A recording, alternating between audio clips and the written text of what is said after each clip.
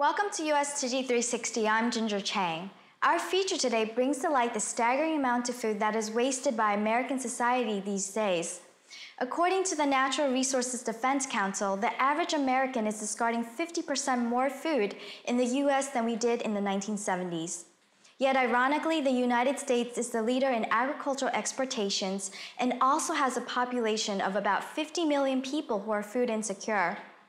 This time our team had the privilege to work with a few individuals who are addressing the socioeconomic and environmental impact of wasted food with sustainable solutions. I'm very happy to have Dr. Dixon DePommier, an emeritus professor of environmental health sciences and microbiology at Columbia University. Welcome, Dixon. Thank you, Ginger. Pleasure to be here. So I have a paper here that was published by the NRDC. And basically, this report says a lot of good food goes to waste. Yeah. If you start with farming as a way of looking at how much is possible, and then analyzing how much actually reaches your plate. Right. So according to the United States Department of Agriculture, about 50% of what we plant never reaches the plate.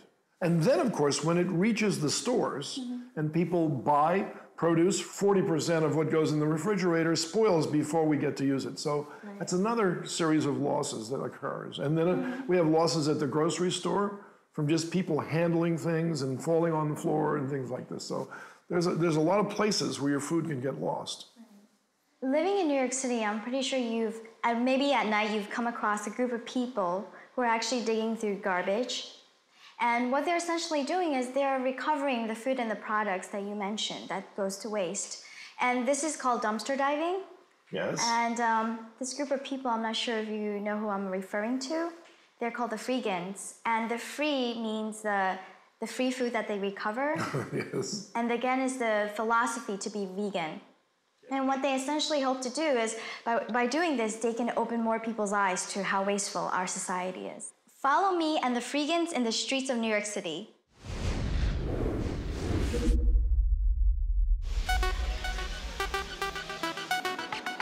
I've always known New York City as the capital of consumption and abundance, but a report from the NRDC has shown that it's also the center of waste and especially food waste.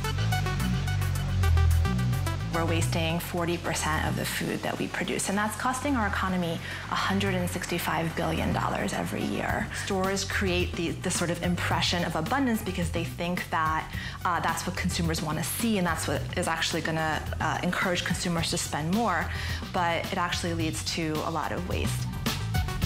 About 50 million Americans struggle to put food on the table, and yet supermarkets keep throwing edible food away every day.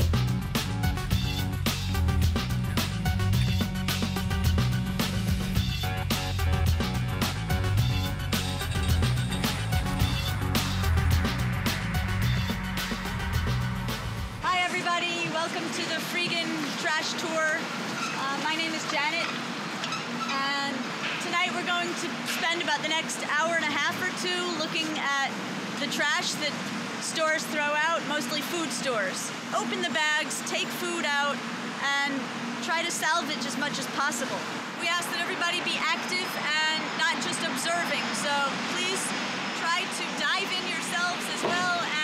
If there are 12 bags, there shouldn't be 3 people opening them and the rest watching. 12 people should be opening 12 bags, at least. Okay. I started dumpster diving in 2004. I joined the Freegans right away. I used to get some emails, and it was through an organization called Wetlands Activism. And it was about environmental issues and human rights and animal rights issues. And they organized a dumpster dive, and I came to one of their meetings first, and after the meeting, we went on a trash tour, and I was amazed to see that these people were able to eat what they found. Apples? I go dumpster diving maybe about 2 or 3 times a week. Sometimes it's not a big dumpster dive like you see on a trash tour, but I might, on my way home, stop and open a bag, take something, and that's it. Not a big deal, not a 2-hour tour, but just a little something. Or sometimes if I'm in Manhattan anyway and I'm leaving and it's nighttime, I'll stop somewhere, pick up a bag of salad from the trash, or get a few apples, or get some bananas, and then go home. And sometimes on the trash tour, I get so much that I don't really have to go for another week. Okay, I'm taking a bunch of the avocados for the feast. Black bean and corn. You go into a supermarket and you see these big mountains of fruits and vegetables. And fruits and vegetables are actually the thing that's wasted the most. Over half of the fruits and vegetables that we grow get wasted and don't get eaten. Right now we're on 2nd Ave. I'm actually with a group of over 30 people, and we're going to the second location.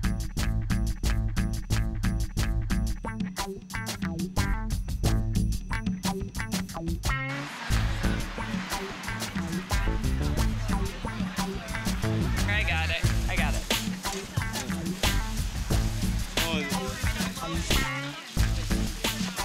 Up against the wall there. Oh, look, those are petals. Anybody want flowers?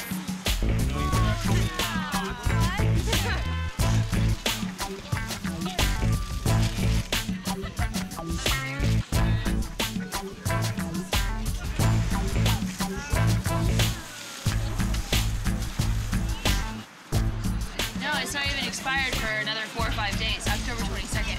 Mozzarella cheese. And the expiration date on this is October 24th. What's the date today? Today's the 16th. This is organic, earthbound farms. This is all, you know, this is what the people who are eco-conscious are supposed to have. But yet, this was probably grown in California, wrapped in plastic, put on a refrigerated truck, and shipped all the way here to New York to then just be discarded in the dumpster. So all of these things are in the garbage because they were deemed to no longer have commercial value. Usually people will get the assumption that, you know, you open the garbage and you make a mess. No, they actually they're very systematic in the sense that they untie the garbage, they take out what they want, they leave it on the side for everybody to get an idea. It's a communal share, so you take whatever you want. And the great thing is, afterwards, as you can tell here, they tie it back and they put it back the way that they found it. I can't believe it. They're in here. Probably. I have a bouquet of flowers, a large 1 pound loaf of, looks like a baguette, some cilantro, other bread, some bagels, a salad, a whole bunch of bread, apples, a grapefruit, and a Halloween costume. Baguettes. How about baguettes? Consumers kind of expect all of their food to look really perfect. So supermarkets have really strict standards for what fruits and vegetables should look like, what size they should be, what color they should be, what they should weigh. And so farmers actually overplant because they need to make sure that they're going to be able to deliver enough of those perfect fruits and vegetables. After the trash tours, Janet and the other Freegans often organize what they call a feast, a community dinner where all the food comes from what they have found in the dumpsters.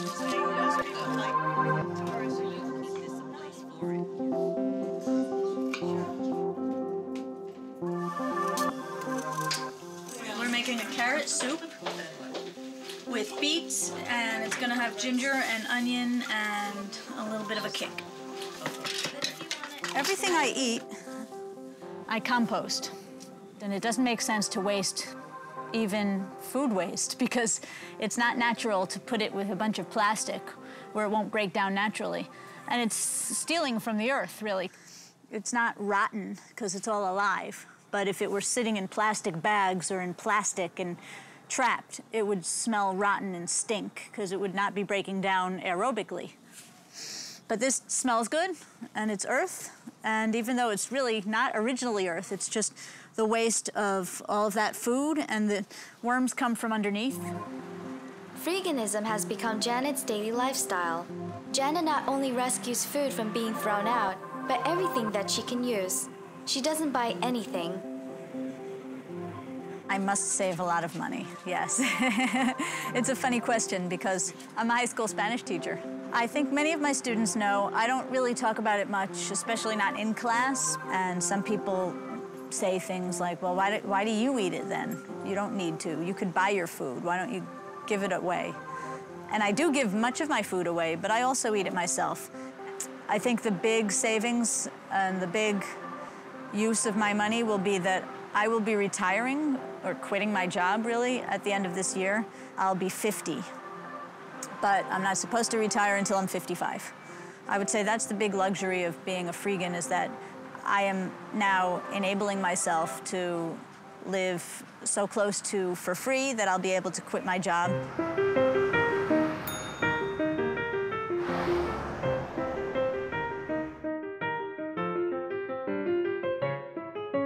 We always say here that you manage what you measure. When you have no idea how much waste is happening, you're not likely to do anything about it. There are supermarkets, they actually figured out where their food waste was happening, and as a result, they're saving something like $100 million a year because they figured out where it was happening and they took steps to reduce that waste and made themselves some money in the process, which is great. Apple turnover. Meeting the freegans and attending a trash tour has definitely made me realize how wasteful our society is. And since then, I look at garbage differently.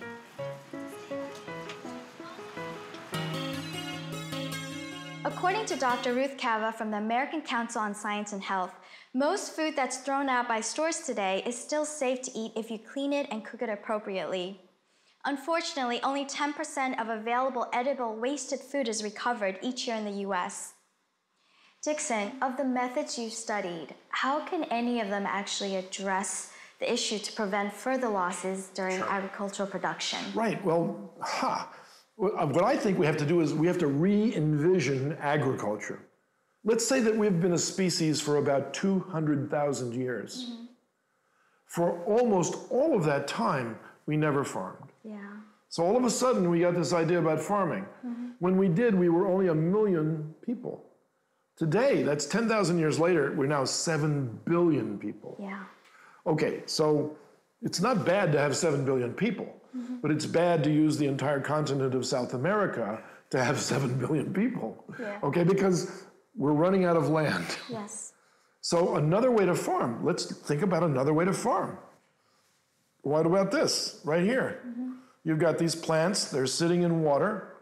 If you put a little nutrient in there, these plants would stay alive a long time, and they may even start to grow bigger. Mm-hmm. It's called hydroponics. Mm-hmm. There's no soil. So it's obvious that the social, environmental, and economic impact are really great. And the NRDC also reports that if we just reduce 15% of those food losses, we can actually feed more than 25 million Americans every year. So let's go meet Professor Alex Vitale at Brooklyn College and John Stepanian to learn more about Food Not Bombs. In 1989, I moved to San Francisco and was interested in getting involved in public policy issues. And I learned that there was a group that was providing support to the homeless encampment, and they were set up there 24 hours a day, giving out free food to people. One of the most important and sort of powerful things about Food Not Bombs for me and for others I've talked to is this ability to combine helping people with political action. People don't just need substance or subsistence, people need social change. And Food Not Bombs tries to live at the intersection of those things. People come here because for one reason and another they believe that food should be free and it should be given out. I made lentil soup and black-eyed peas. It's kind of an intimation of paradise where everybody gets enough. And I really love that. Here is Pearl eating her food out there with John and everybody sharing the food on Saturday from 3 to 4 o'clock. Yay!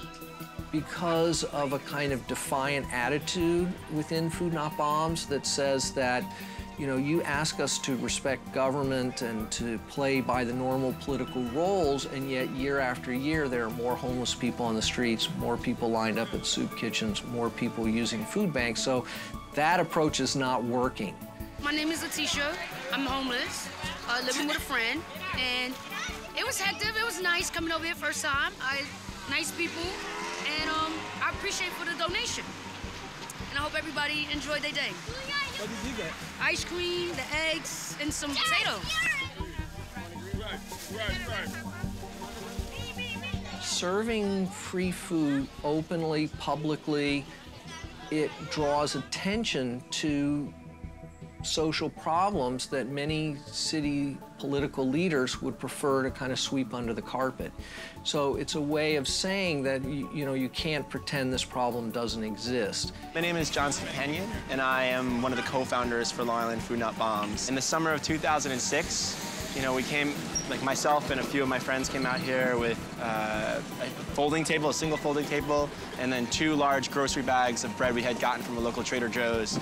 And it took us like an hour and a half to share it because people were like, why are you sharing free food on the street? What's the catch? You know, people thought there was some kind of scam going on.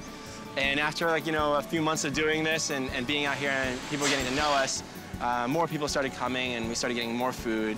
And it just slowly grew from there. You know, one folding table became many, many folding tables, and one location became many locations all across Long Island. A lot of food stores have us come, you know, once a week or twice a week, and they set things aside for us. Other food stores have us come in, and we look through, and we tell them the things that they could salvage and that we can take. How's it going today, guys? Things might be a little bit more expensive at a store like Whole Foods, but you're more likely to go shop there if you know that they're going out and supporting your community. When we go to these food stores, everyone knows our names now. Everyone says, you know what, I was saving this stuff for you guys because I don't want to see it thrown out. Let's give it to you. Doing this today involves going to, you know, dozens of supermarkets and farms and having volunteers that can go to all those places. And we're lucky enough that we can fill up their vehicles and bring all that food out here. And so we really have developed a model in which one volunteer with 1 hour of time driving can bring about enough food for about 52 people for the entire week. One of the challenges is to recover food that's healthy food. We don't need to recover leftover donuts. When you go to like a food bank, what you get is leftover corporate food. So some of that's fine. It's rice, it's beans, it's canned vegetables. What you also have is mountains of candy and granola bars and snack food that's then being given to poor people in group homes and stuff where people have problems with diabetes and obesity.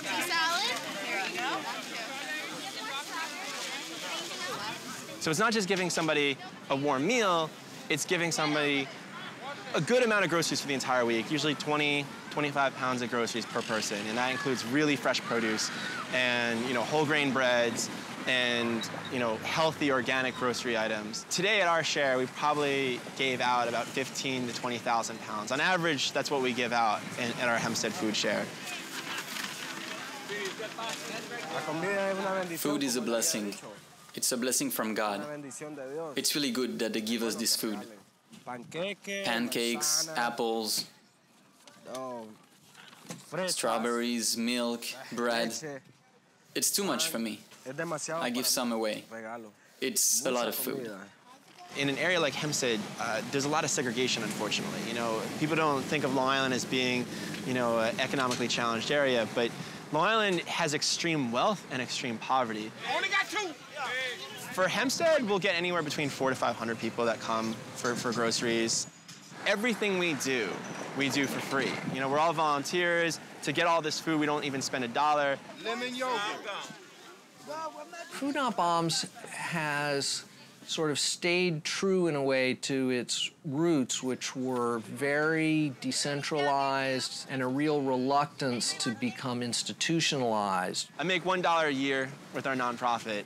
Before I started doing this, I used to work at the United Nations, actually. I worked as a go-between between different NGOs on disaster relief. And, you know, it's funny, like, you can have all these resources at your fingertips and have all these people working with you. but sometimes you can get a lot more done without that. Anyone can start a Food Not Bombs anywhere they want to. There's very little cost. You just need a group of friends, some way to transport food, a kitchen space to cook in, and some literature, and you can start a group. The quantity of waste is mind-blowing. I mean, we pick up from 60, 70 different food stores on Long Island every single week. There's over something like 9,000 something food stores across Long Island. You know, so we're picking up from less than 1% of the food stores on Long Island, and we're getting probably from the food stores we pick up from less than 5% of what they actually waste that's still good. Heads up! Go up! We're making tools right now. Eventually there's going to be an iPhone app and an Android app where, you know, if I live in Minnesota somewhere and I'm a high school student and I want to collect food and distribute in my community, I can go to a website and sign up, make an account, and download the app, and we'll talk to the food stores for you. For me, the ideal would be to put Food Not Bombs out of work in a way, but that would require a handful of things. One would be, you know, reducing the amount of food insecurity. And the problem right now is that food insecurity is growing in the United States. Now, there's a real need for Food Not Bombs and lots of other groups that can try and address these problems.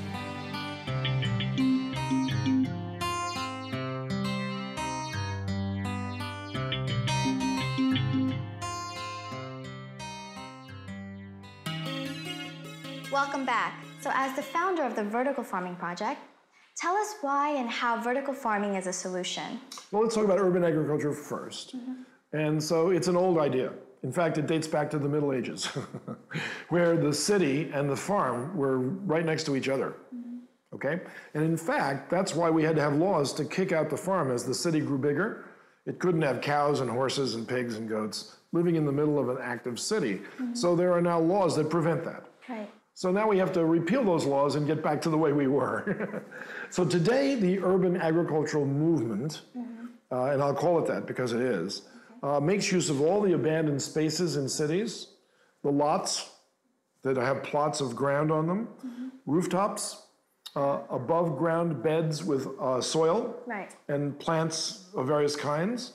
And it's all over the United States. So now vertical farming is the most high-tech iteration of urban agriculture. Then you speak of the vertical farm. Can you go into a little bit more detail of how it looks like? Sure. So in 2010, I wrote a book. Yes. I must discuss that, called The Vertical Farm of all things. And in it, I have a whole chapter on how to make a vertical farm. Wow. What goes into a vertical farm, okay? First of all, it has to be 2 stories or more. Second thing is it has to use either hydroponics or aeroponics, which means you dissolve your nutrients in water, no soil, and the roots of the plants absorb the nutrients and the water gets recycled. And you just keep adding nutrients, and you capture the water out of the air and recycle it and put it back into the nutrient solution. So that's good. Well, Dixon, thank you very much for being here. We really appreciate it. My pleasure. And for those of you at home, I hope you enjoyed today's presentation, and I'll see you next week.